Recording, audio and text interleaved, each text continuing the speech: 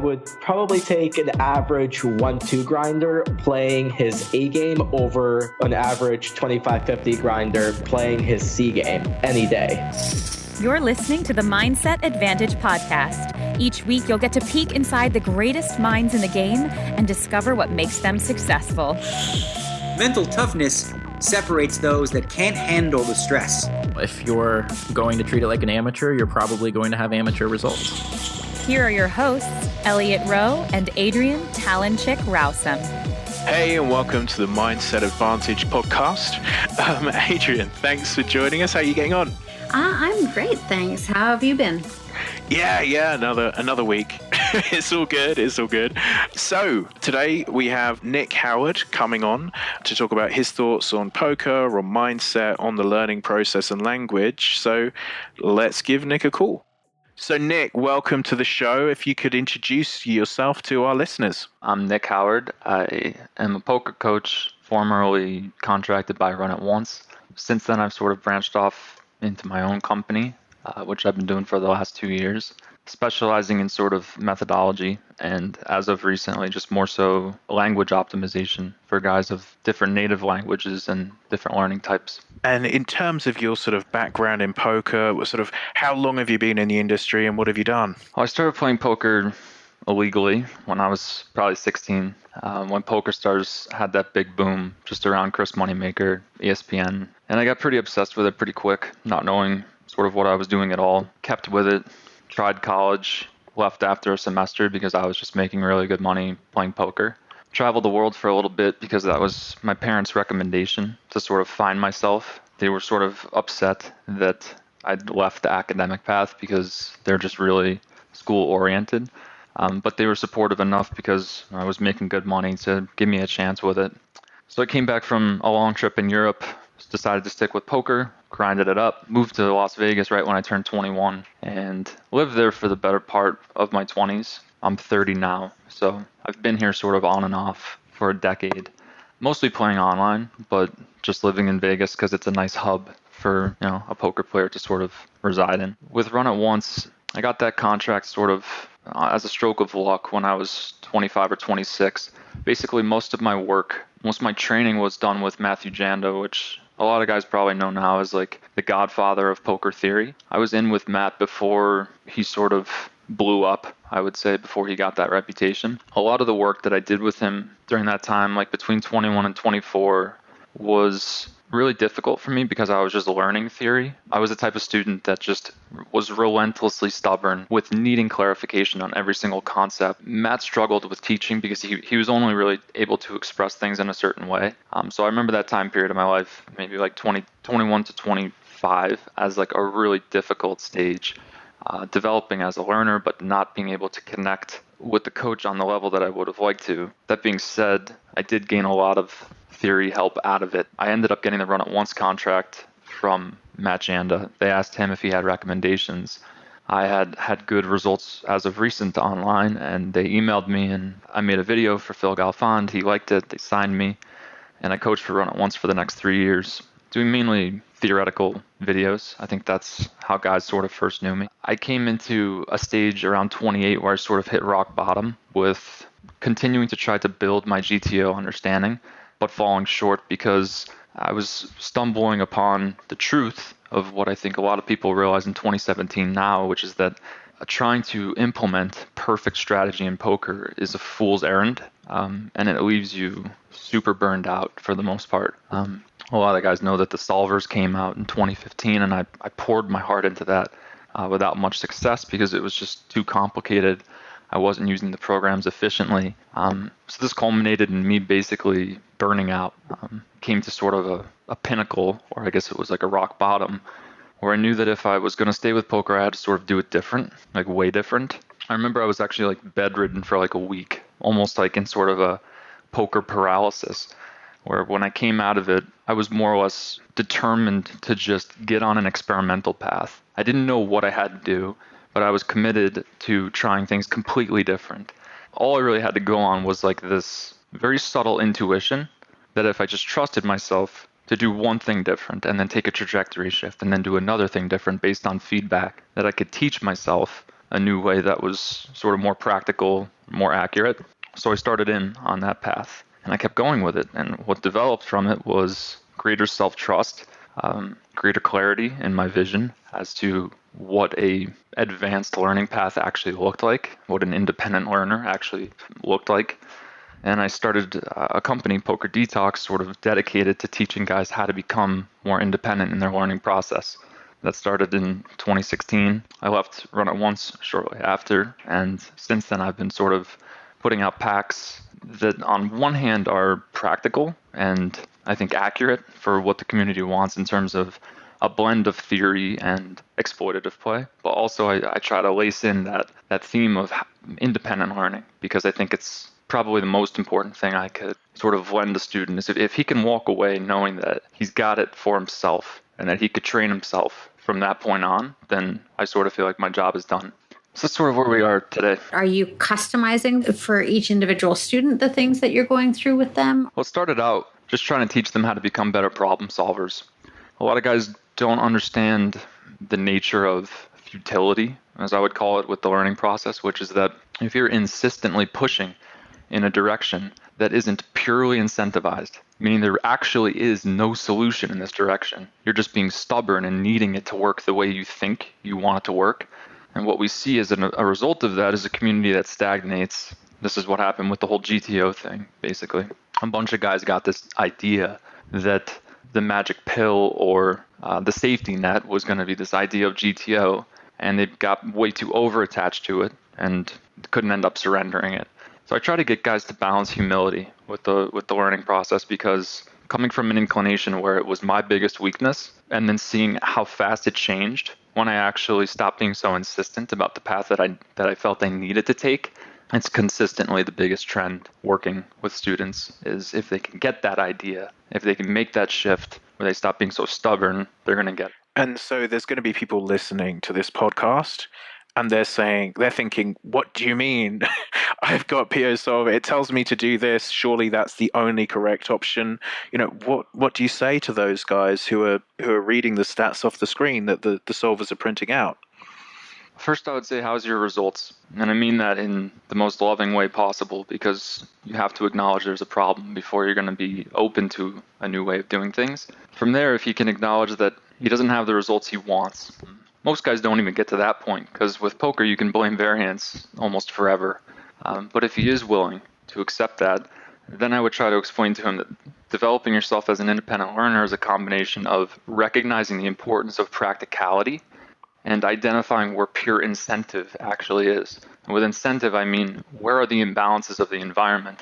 Because if we can identify an imbalance in the environment or the market, then we should be piling in on that, and it sort of renders perfect, optimal play irrelevant. The beauty of independent learning strategies that are geared toward practicalizing is that you actually end up with a simpler strategy, which is simultaneously more accurate. So it's sort of the best of both worlds. Would you be able to give me an example as to what you would consider to be common imbalance that you see? The pools are notoriously too passive, which means over-aggression is going to just sort of reign superior. Now, that's not a permission slip to just go punting stacks off left and right, but if you understand the zones that they are too passive in, then you can calibrate your aggression in a way that's really efficient. And this is what I mean when I say it's practicalizing things, because if I tell you that there's a zone of the game where people are consistently folding too much, it makes it very simple for you to turn a lot of your hands that you otherwise might be confused on how often you should bluff. It makes it very easy to just automatically bluff those consistently in a vacuum. The major aversion to this is that people are going to adjust to you, but what we've seen, or what we've proven through hundreds of millions of hands of data analysis, is that these leaks are just so prevalent that they're more sustainable than people think. And when we've had students implement these practical, exploitative, over-aggressive strategies, what we see is that their success goes up so fast that they're actually moving to the next limit before anybody really knows what hit them, before their opponents can even adjust. So by the time your opponents realize what you just did to them, you're no longer a 100 NL grinder, you're a 200 NL grinder. And then you're a 500, and then up to high stakes. And then you can diversify into softer pools at that point because you have a bankroll, and you never need to worry about playing in these reg-infested pools where guys might be able to note you up more regularly. For the people out there listening to this thinking no one moves up in stakes like that, I've worked with a number of guys who've studied with Nick, and I've genuinely seen people move up from effectively micros to now almost, I mean, some of them high stakes now, aren't they, Nick? Over a sort of a 6-month period, which even from my point of view was pretty shocking to see the speed of the progress. But this is really happening out there in 2017, and one of the reasons I wanted to have Nick on, because I don't think that everyone's aware that this is still possible. I think that's probably the biggest oversight. I probably get 2 or 3 messages a week that say, is poker really dead? It's probably the biggest hang up that keeps the community from putting their attention on solutions to the problem of why they don't have the success they want yet. It's very difficult to get yourself on a motivated path if you're still telling yourself that story of, yeah, but this can't work because poker is solved. And it's just, there's too many good players out there and there's not enough edge for me. So I think the first thing they have to overcome is that narrative that it can't be for them. The success story is not for them, at least not in this stage. It holds you in the state of paralysis, basically, where you keep wondering if you should apply yourself to poker, but you keep rationalizing against it because you think failure is inevitable. It's a crutch that players can give themselves to have an excuse for why they are predestined to fail. Yeah, and just for what it's worth, like, if someone hears that they could be a losing micro stakes player and move up to high stakes within 6 months, I feel like I have to be responsible and be transparent about the fact that those guys are getting a very delicate care. Like, this isn't just they buy a public pack and apply it. I've had cases like that too, but they're much more rare. It's very difficult for someone who is working on their own to get to basically nosebleeds. That being said, that sort of just happened with one of my old students. I worked with him 18 months ago, fell out of touch, and then I turned on the Joe Ingram podcast, and there he is saying shout outs to Nick Howard's coaching. I just got to high stakes nosebleeds 25-50 on PokerStars. I see something like that and I'm like, okay, so it's possible. It's possible for a kid to sit there like a sponge, ask 3 questions per lesson, do 10 hours of coaching, and then take it all the way. But it's not probable because most guys need a support system. When you think of that support system, how much do you think of that is mental game and how much do you think is technical? The other day I was doing a stream and I found myself trying to quantify it. What percentage is mental? What percentage is technical? And eventually I settled on this idea that it's not relevant to quantify it. What's relevant is to understand that both are equally necessary. So I guess you could call it 50-50 in that case if you wanted to. Without a technical metric-based understanding of how you're going to apply yourself, you're going to fail constantly. Without a mental game that allows you to apply yourself consistently and develop yourself as an independent learner, you're also going to fail. So you really can't separate the two, and that's what's becoming so fascinating to me at higher and higher levels of training. Even when we analyze a given hand, there's always a psychological aspect to it. Because if the student isn't seeing something, if there's an inconsistency in his thought process, it always doubles back to some sort of internal conflict he's having that's creating a blind spot. So now every hand becomes a mental game experience or a mental game, I don't know what you'd call it, adventure almost. Did you always have some component of looking at the mental game, or was it when you hit rock bottom that you realized that your game in itself was lacking? My rock bottom experience was sort of what blew open this portal, is almost what it felt like, where I got access to my ability to detect inconsistency in thought. This is something that when Elliot and I work together, I think we both sort of have a really deep passion for this type of work. Part of the reason that I'm doing the way that, part of the reason I'm coaching in the way that I do is because I'm so introspective. So if I didn't have that natural inclination of having an attraction to balancing assumptions and detecting inconsistencies in thought, I don't think I ever really would have hit rock bottom, because being so insistent in my path was what created so much internal conflict. Then when I actually started listening to my body around that rock bottom period, I began to accept that I was more intuitive than I thought, and I had the ability to look deeper into my thought patterns than I thought. I didn't have to just run all of these automatic poker programs in my mind that it needed to be this way and this way. Once I opened up to that, it just seemed to come much more naturally to me. And self-trust is a huge part of this. If you trust that you're sensing something true inside of you, that there's some sort of calibration system built into you where you can call bullshit on yourself, more or less. That's what I started to do. I would sit, analyze hands, speak out loud into a microphone, And then I would go and do another iteration of it. After I listened to the first one and said, this feels like I'm not sure of myself. This feels like I'm fronting in some way on something I'm not quite confident in. And by the end of that process, if I did 4 iterations of it, I would leave a hand with a hyper analysis where I was being true to myself, and I felt good about it. When training yourself, it's a process of iterations of personal honesty. And what I've tried to do is recognize that I might have more of a natural inclination for that skill than most people. And I've tried to be able to set up a structure where they can understand what this looks like if they're not so gifted as to be able to find it themselves. Yeah, I mean, it's just sort of a completely different take on, on the process of what playing good poker is, as you're bringing in these levels of honesty and the fact that mental game plays a component more so than just, the GTO solver tells me X, tells me Y. Obviously, with the hitting rock bottom, did you find yourself blaming the game at all for that? Or were you able to take most of it on board as, I need to change? Or was it the sort of the classic variance has attacked me, this is unfair, etc.? I think I had resentment toward the way that the community momentum had manipulated me, innocently so, but we found ourselves sort of reinforcing systems of learning that weren't working, and then we had all become so attached to them that we were all suffering, but nobody wanted to be the first one to raise their hand and say this isn't working. So I was sort of, I think, that figure on Run It Once, which obviously puts you in a position where you become a pretty controversial figure. But I believed in it, and the feedback that I was getting from developing myself away from the community, like I basically unplugged from everything poker public for a year while I did this, and it was sort of my personal experiment. I basically went to war with myself, and I said, okay, if I'm going to get in touch with something that's true and more accurate, I have to be open to shifting a lot of the patterns that I'm running. So if you have enough humility to embark on that journey, I think your honesty will take you all the way. You just have to be willing. At that point, what made you decide to not just kind of step away from the GTO and the PO solvers, but what made you stay within poker and not just say, you know what, I'm done, I'm out of here?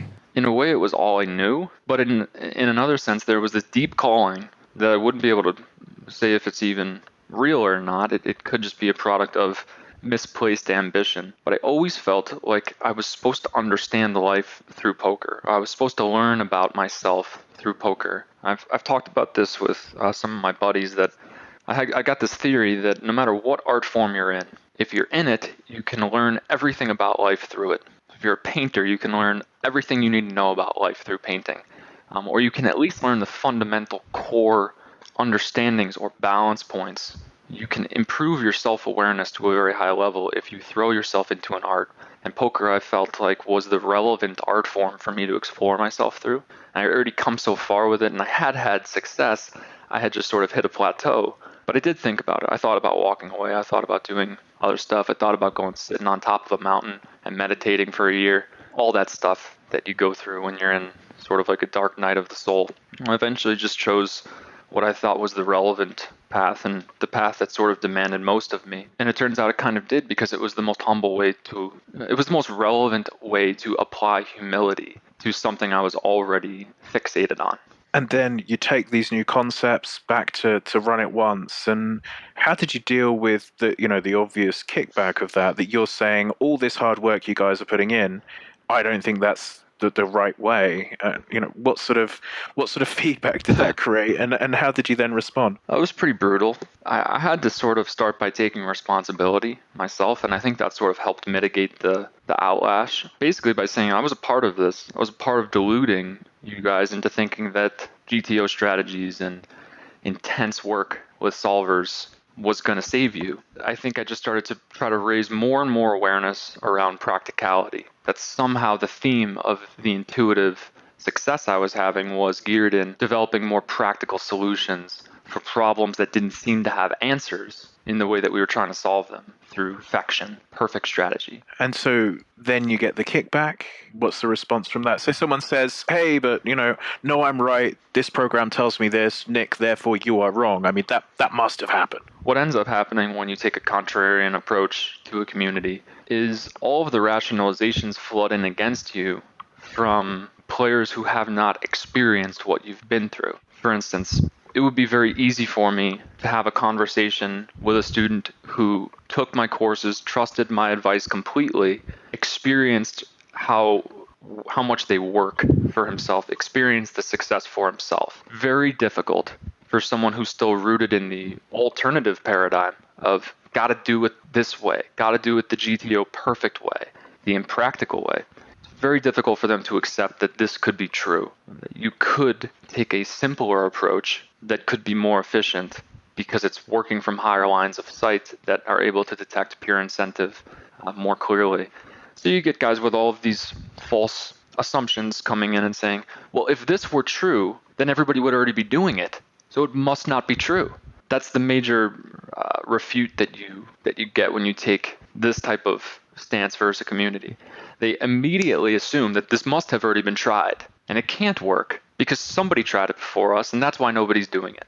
But that's the weakest minded excuse in the world. If everybody functioned on that assumption, we wouldn't have had any evolution in our entire humanity. The idea that if something is not being utilized, that it must mean that it hasn't been explored, is a really big mental game leak. What's more likely, 99% of the time, is people are afraid of standing out in a negative way, and nobody wants to be the first one to experiment and fail. So everybody basically just plays hot potato and passes the envelope to the next guy. And if not enough people are agreeing on a certain methodology, it's bunk. So can you talk to me a little bit about your foundation? Like when somebody comes to you to talk poker hands, how much are you looking at the math? How much are you just looking at the exact situation? How do you proceed?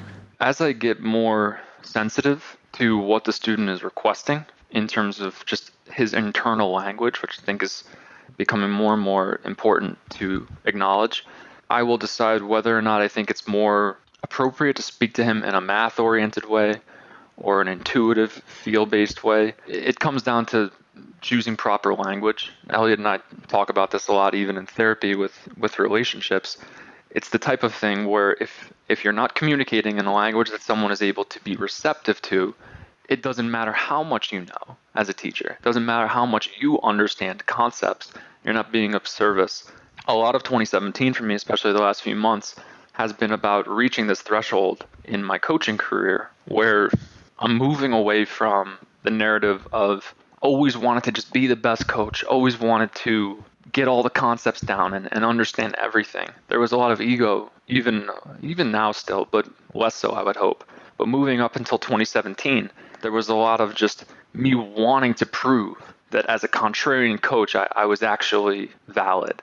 And now, with busting open the language chapter of it, I'm starting to see that it's forcing me into a new iteration, humility with myself, because now I have to define my success or my intelligence as my ability to communicate a concept to someone who might speak a completely different internal language. And when you start to play on that level, it purifies you naturally because it's not about you anymore. It's less about how much you understand. You start to define your intelligence as your capacity to relate to another person, and there's connection that develops there, and it's actually already more rewarding than any other chapter I've been through with coaching. There's definitely a lot of safety in numbers, right? Because it's just so universal. But I'm interested to hear more about the concepts of language. I guess I could just build on this a little bit. It started about 2 months ago. I went to a company dinner with Matt Berkey and friends, and Berkey and I were sitting across from each other just telling jokes, and I sort of came up for air. I looked to my left, and there was a kid who I hadn't been introduced to sitting at the end of the table. So I shook his hand real quick, and before I knew it, we had a 30-minute discussion about his specialty, which was in sort of language optimization, or understanding the gap between different native speaking languages and how the concepts that are built into their culture at a very subtle level affect their ability to integrate certain terminology. So you can look at it in terms of sports, might be a good metaphor for people to understand. If you look at something like the Brazilian or the Argentinian soccer team, what you'll see is that they have this culture around the way they play, which is very tactical, very flashy. If you look at Argentinian poker players, it's the same thing. Is this something that you've seen throughout the years as you've dealt with different cultures? It's the type of thing where once you are able to recognize the cultural tendency, the concept or the group of concepts that formulate their heritage almost, you're able to determine whether or not you should be speaking to them in more of a economical language. For instance, alternatively, French and Spanish are romance languages. They don't respond to economical terminology. Those guys struggle with terminology like realization, even stuff like equity, whereas a German would have a way easier time integrating economically driven terminology. This is stuff that's completely blind to me until 2 months ago. And I was always receiving messages like, hey man, we feel like your content is just fire, but you got to understand we're European and like half the vocabulary you're using is just beyond us. And I would look at that message in the past and be like, yeah, whatever, that guy needs to learn English better. And I would just sort of brush it off, like, not my problem type of thing. But that was sort of the coach's arrogance of thinking that it was enough to just express it in one way. So a lot of this stage is about diversifying into understanding how different cultures are gravitating toward language, and then being able to sort of debunk where our terminology needs to be altered.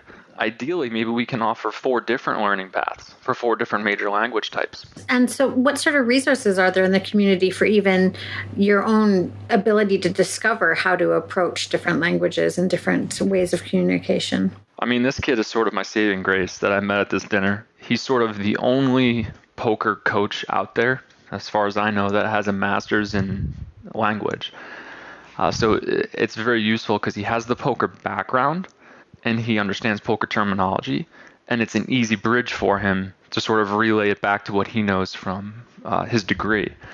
So I rely on him for a lot. I just recently hired him full time. I'm going to meet with him right after this, and what we're doing at this point is he's basically going through our entire course and figuring out how to optimize it for different native languages. But even more interesting than that, he's aware of different learning types. So basically, if you think of a learning type as a language in itself, there's basically 4 major types. You can learn through audio, visual, read and write, or kinesthetic. Kinesthetic is basically the type of guy who learns by playing, learns through application.